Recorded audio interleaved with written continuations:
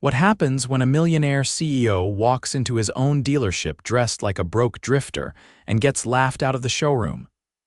Zayden Tripp leaned back in his leather office chair, laptop open, face tight with frustration.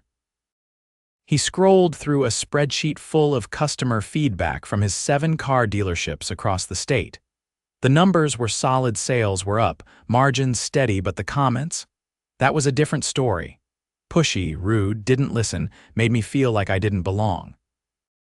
He muttered, scanning the reports. One review caught his eye.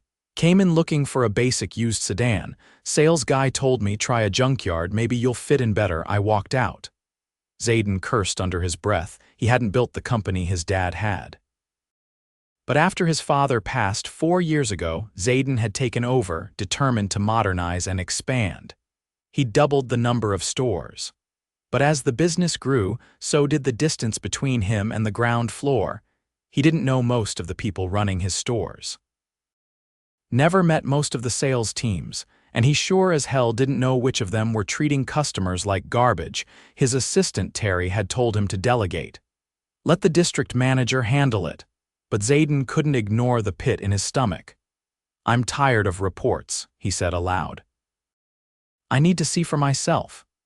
So he called up a friend who worked in film makeup. 2 days later, Zayden Tripp, CEO of a dealership chain that sold over 2,000 cars a year, was standing in front of his 3rd store, wearing an oversized hoodie, tattered jeans, and a fake patchy beard. He looked like someone who just wandered off a construction site and hadn't had a decent meal in a week. No one would recognize him. The store was part of the original chain his dad had bought, but none of the original staff remained. It had been 5 years since Zayden had personally stepped foot in it. The managers only knew him from video calls and email threads, and with the corporate office 50 miles away, no one expected the CEO to walk in unannounced, especially not looking like this. As he walked into the showroom, the bright lights and polished cars gleamed under the ceiling panels. A few employees stood near their desks, chatting. One of them, a tall man with slicked back hair and a blazer too tight for his arms, looked over and let out a dry laugh. Well, damn, the man muttered loudly to his coworker. Guess we're doing charity test drives now. Zayden paused. The man didn't lower his voice. Hey, buddy, the man called out, pointing to Zayden's shoes. You lose a bet or just give up on life. The coworker stifled a laugh. Zayden kept walking, jaw tight. The man stepped in front of him. You looking to buy or just window shopping for dreams? I'm looking for a used car, Zayden said calmly. Something reliable, the salesman snorted. For what? Delivering pizza, Zayden blinked. Excuse me, you heard me. Look, man, we've got standards. You want a cheap ride, go next door to the buy here, pay here lot. You don't belong here. Zayden stared at him, heart pounding. Not because he was angry, though he was, but because this was it. This was the rot he'd been smelling from the top floor. And now, face to face, it was worse than he imagined, but he didn't say anything. Not yet. A young woman nearby, wearing a navy blue polo and khakis, stepped forward quickly. She looked maybe in her mid-20s, sharp eyes, confident. Sir, I'm really sorry about that, she said, shooting the salesman a glare. I'm Paige Penley, I'll help you. Zayden nodded, grateful. The man rolled his eyes and walked off. Paige led him to a desk, all business. We've got a few solid options under 10 grand. Honda Civic, Ford Focus, even a Corolla that just came in. As she typed, she glanced at him. Ignore Jeff. He thinks people need to look like they have money to deserve respect. Zayden gave a small smile. So that's not company policy? God, no, she said. My dad used to say, the guy who looks broke might be the one paying cash. I treat everyone the same. She showed him 3 cars. Explained the mileage, accident history, financing options. She was clear, honest, and didn't push once. He watched how she treated others too, helping another salesman with a confused customer, offering a bottle of water to a couple who'd been waiting. When Paige stepped away to grab keys, Zayden wandered toward the service bay. That's when he saw the manager. A short, stocky man with a gold chain and a Bluetooth headset. He was talking to Jeff, the salesman who'd insulted him. Don't worry about it, the manager said. You did the right thing. We don't want trash stinking up the lot. These types never buy. Zayden's stomach dropped. Jeff laughed. I told him to try a junkyard. Nice, the manager said. Keep the showroom clean. We're not here to run a soup kitchen. Zayden turned and walked back toward the cars, fists clenched. He couldn't reveal himself yet. Not here. Not with all eyes on him. When Paige returned with the keys, she smiled. Want to test drive the Civic? Zayden nodded, but his mind was already racing. He needed to see more, hear more, because what he just heard, that wasn't one bad apple, it was the manager too. And if they were saying that in public, Zayden didn't want to imagine what went on behind closed doors. Zayden sat behind the wheel of the Civic, engine humming softly, as Paige settled into the passenger seat. The interior smelled faintly of cleaning solution and vinyl, the kind of scent that told you a car had been scrubbed down for resale but not fussed over. She handed him a clipboard with a test drive checklist, her tone measured, professional. Take your time, she said. You'll want to feel how it handles at different speeds. Brakes are solid, but the alignment's a hair off. Shop's got it scheduled for adjustment tomorrow. Zayden nodded, easing the car onto the side street. Traffic was light. He guided the wheel with care, letting the road noise filter in. Paige watched him, not with suspicion, but with quiet attentiveness. She didn't fill the silence unnecessarily. You been selling long? He asked, glancing at her. Almost 3 years, she said. Started as a receptionist, took the licensing course at night. Figured if I was going to be here anyway, might as well move up. Zayden turned onto a longer stretch of road lined with warehouses and chain-link fences. The Civic hummed along, smooth but not silent. Management treat you fairly? He asked. She hesitated just long enough to mean something. I keep my head down, do my job, that's how you last here. He didn't press. The pause had already told him more than any complaint could. Back at the lot, Paige thanked him for his time, offered to hold the car for 24 hours with no deposit. No pressure, no pitch, just a clean exit. Zayden walked off without answering. He headed down the sidewalk, turned the corner and leaned against a rusted lamp post out of view. He pulled out his phone, tapped the voice memo app, and recorded a brief note. Dealer 3, Salesman Jeff manager backed discriminatory behavior. Paige level-headed, honest, dig into her file, find out why she hasn't been promoted. He ended the recording, pocketed the phone, and kept walking. Over the next 4 days, he visited 4 more stores. At each one, he arrived in different clothes, altered his walk, changed his voice. At the 4th location, he wore a faded courier uniform and carried a duffel bag. At the 5th, he posed as a father shopping for his daughter's first car. He watched how employees greeted him or didn't. He noted who looked him in the eye, who offered help, who sized him up and dismissed him. He listened more than he spoke, and what he heard painted a pattern too consistent to ignore. At one location, a salesman tried to tack on an administrative fee that wasn't posted anywhere. When Zayden asked about it, the man said, "Don't worry about the fine print. You're getting a deal." At another, he overheard a service manager telling a junior tech to skip a full inspection on trade-ins unless the customer asked for it. "We're not running a charity garage," the manager said. "If they don't know to ask, that's their problem." But the worst came at the 6th store. Zayden entered pretending to be a laid-off factory worker with limited credit.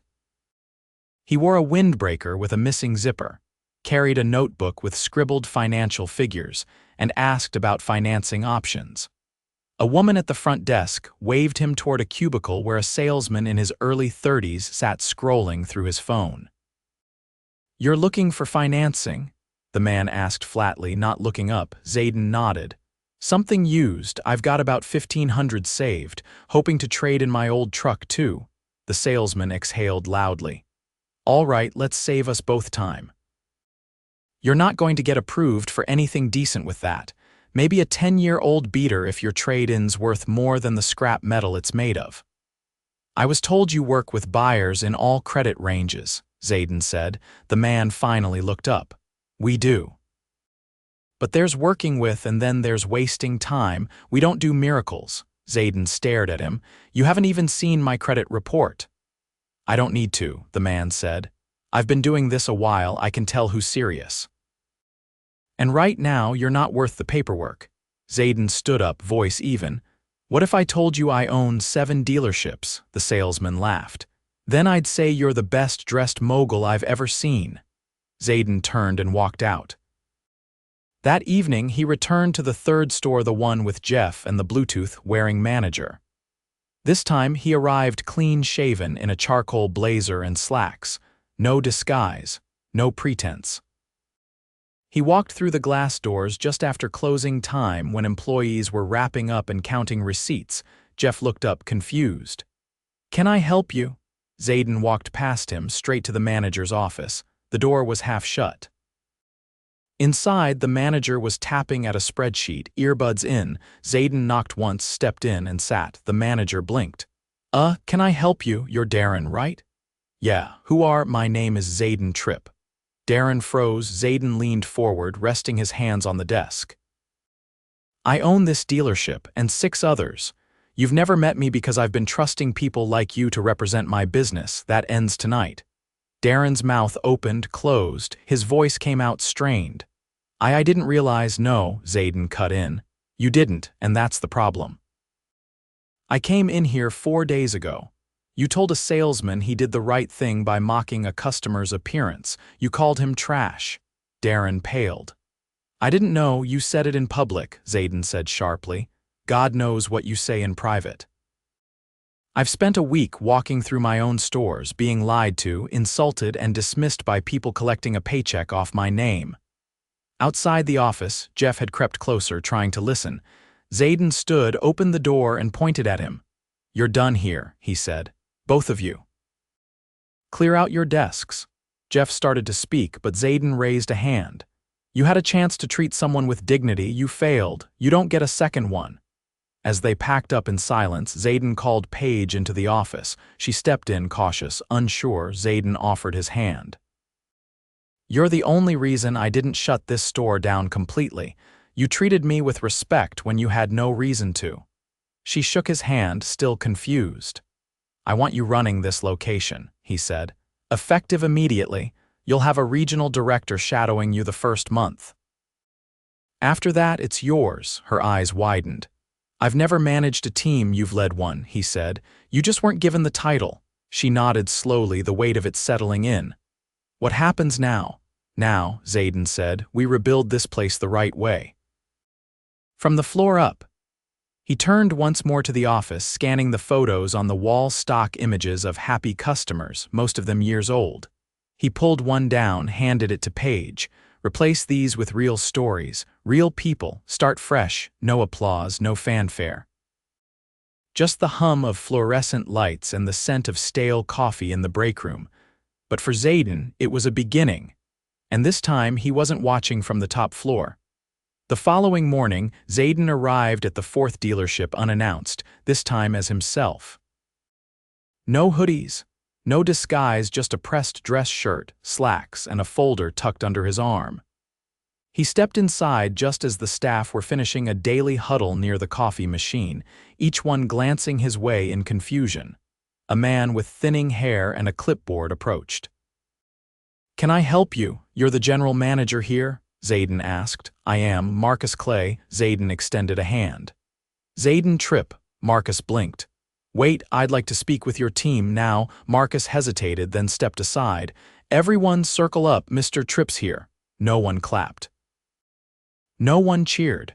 They just stared, quiet and uncertain. Zayden waited until the last person joined the circle, then spoke. "I visited this location 3 days ago. None of you recognized me then, and that's fine. It wasn't your job to. But it was your job to show a customer basic respect." Someone shifted their weight. A woman near the back crossed her arms. "While I was here, I was misled about pricing, dismissed when I asked questions, and told I wouldn't qualify for the cars I was interested in before anyone checked a single document." A man with a black wristwatch opened his mouth, but Zayden held up a hand. "I'm not looking for explanations." I'm not here to lecture either. I'm here because I'm changing how this company operates. Starting now, he turned to Marcus. You've been managing this location for how long? Almost 6 years, Marcus said, voice tight. Then you've had 6 years to shape this culture. And right now, it's broken. Zayden handed him the folder. You're being reassigned. You'll report to our corporate office until further notice. Marcus didn't speak. He took the folder and walked out without comment. Zayden looked back at the group. If you're here for commission only, this may not be the place for you anymore. But if you're here to actually help people find vehicles they need, to listen, to care about the experience they walk away with, then you're who I want going forward.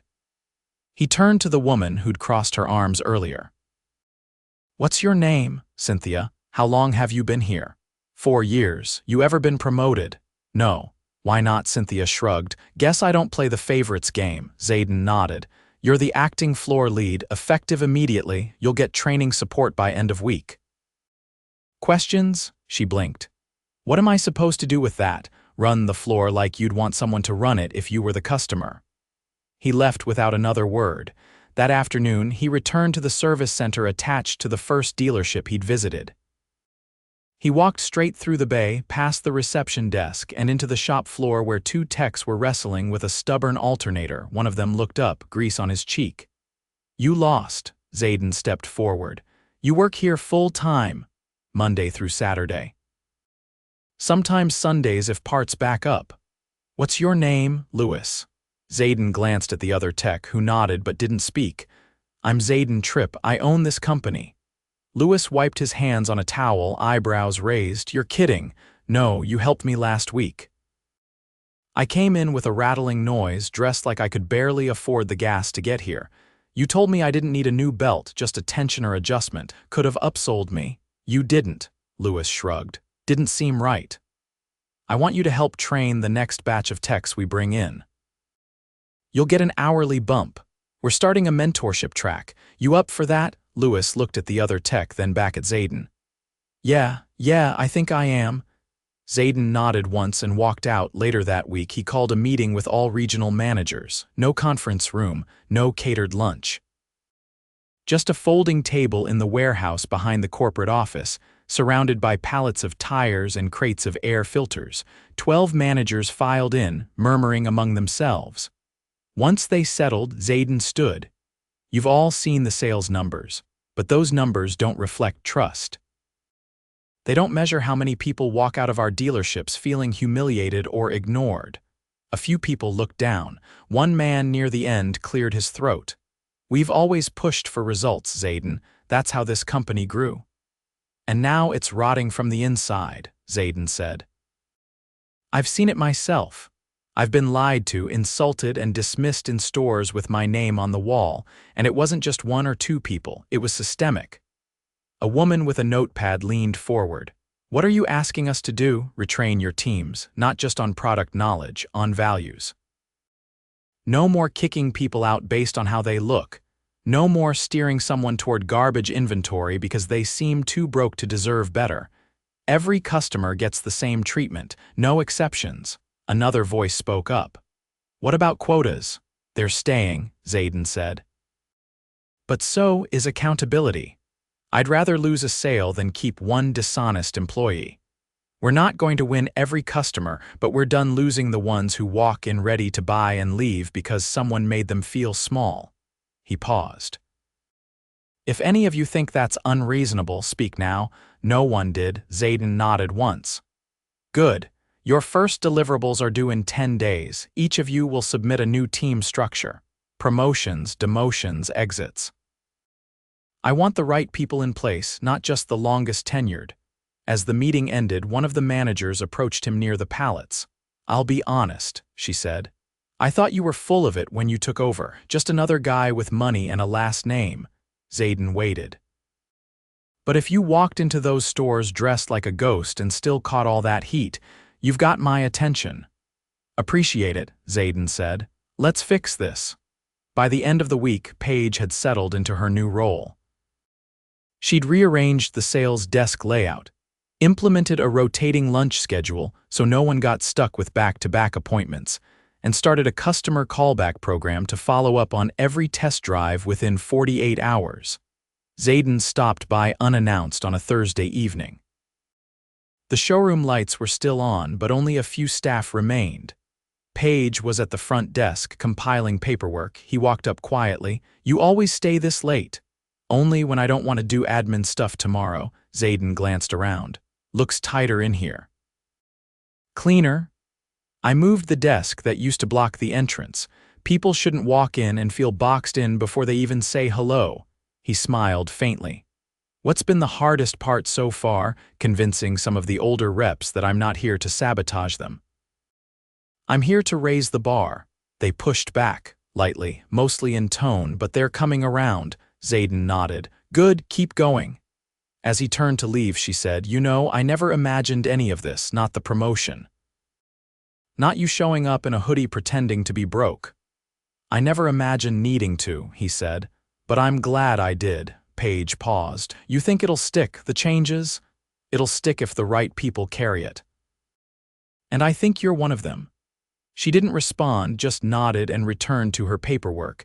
Zayden stepped outside into the cooling air. The lot was quiet. Rows of cars sat under halogen lights, their windshields catching the last edge of dusk. He looked out over the lot, hands in his pockets, and exhaled. He hadn't just seen problems. He'd seen what happened when power got too far removed from impact, and now, step by step, he was closing that distance. The following month unfolded with a precision Zayden hadn't experienced in years, not because everything went smoothly, but because, for the first time in a long while, he was involved in the friction. Not from behind spreadsheets or quarterly slides, but in the slow, uncomfortable moments where people adjusted to new expectations, and some didn't. At the 6th dealership, the one where he'd been turned away before even finishing a sentence, 2 senior salespeople had quietly resigned after the new compensation model was rolled out. It rewarded consistency over volume spikes and removed the ability to tweak numbers in back-end financing. They claimed it was too restrictive. Zayden didn't argue. Their desks were cleared by the end of the day.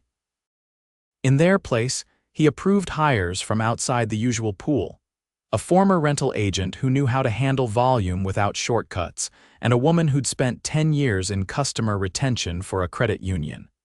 Neither had flashy sales records. Both had reputations for honesty and patience. Zayden had started reviewing hiring packets himself, not signing off reviewing. He read interview notes, scanned references, and watched recordings of final round interviews. He didn't need to micromanage, but he did need to understand the kind of people being invited in under his name. At corporate, the HR director pushed back. "You're going to burn out trying to approve every store-level hire." "I'm not approving," Zayden said. "I'm listening. There's a difference." Down at Store 3, the one-page now ran volume dipped briefly, then climbed beyond projections. Customers began referring friends. A local community college invited her to speak on a career panel. She almost declined until Zayden told her to go and bring business cards. She came back with 2 resumes and a request for a dealership tour from the business program's director. Zayden called her that weekend. "You ever think about regional oversight?" he asked. She paused, then said, "I haven't even finished ordering new uniforms." "Start thinking." At Store 5, the new manager, a former mid-level director Zayden had brought in from an unrelated retail chain, called to report an issue. One of the senior techs had refused to follow the revised inspection protocol, claiming it was a waste of time for cars under 100,000 miles. The manager wanted to know if termination was too harsh. Zayden asked one question. "Would you trust that guy to service your mother's car?" "No." "Then you have your answer." Every decision he made now passed through the same filter. Does this protect the customer, the employee, or the brand's integrity? If it didn't hit at least 2 of those 3, it wasn't worth defending. He visited each dealership once more, unannounced but not undercover. No costumes. No fake names. He wasn't testing anymore, he was observing. At store 4, he watched a new hire walk an elderly couple through every financing option, using a dry erase board to map out monthly payments with different down payments. No jargon, no rush, just patient math and clear answers. The couple left with a modest sedan and smiles. Zayden waited until the salesman returned to his desk. "You're new. 2 weeks. You're doing it right. Keep going." The man didn't recognize him until later when the assistant manager told him who he'd just spoken to. By then, Zayden was already gone. He made fewer speeches now. The regional meetings were shorter, more focused. He asked questions instead of issuing directives. He wanted to understand who was adapting and who was biding time. One afternoon, the manager of Store 6, recently promoted after the prior one had been reassigned, called him with a request. "I want to bring in a part-time customer advocate just for weekends. Someone who doesn't sell, doesn't finance, just walks the floor, answers questions, makes people feel seen. Think it'll help close deals, maybe. But more than that, I think it'll help people walk out with their dignity even if they don't buy." Zayden approved the position on the spot. He didn't ask for metrics. Back at the corporate office, Terry handed him a manila envelope one morning. These came in yesterday. Handwritten? Inside were 7 letters, not emails. Actual letters. One from a single mother who said a salesperson at Store 2 helped her secure a car without pushing her into a payment she couldn't afford. Another from a retired mechanic who said he'd avoided dealerships for years, until one of Zayden's stores treated his granddaughter like family. He read each one twice. Then he placed them in a drawer and told Terry not to digitize them. He wanted them exactly as they came. A month later, he invited the remaining regional managers back to the warehouse. No folding table this time, just a few chairs and a whiteboard. He kept the lights low and the agenda looser. "I don't need a report," he said. "I need to know what's changing." One by one they spoke. Not in rehearsed pitches, but in stories. A manager who'd started pairing new hires with quiet mentors instead of high performers. Another who'd created a quarterly customer shadow day where employees followed a buyer from entry to exit without intervening, just observing the experience. They weren't bragging. They were learning out loud. For the first time, there was no fear of saying we got this wrong because the goal wasn't perfection. It was improvement.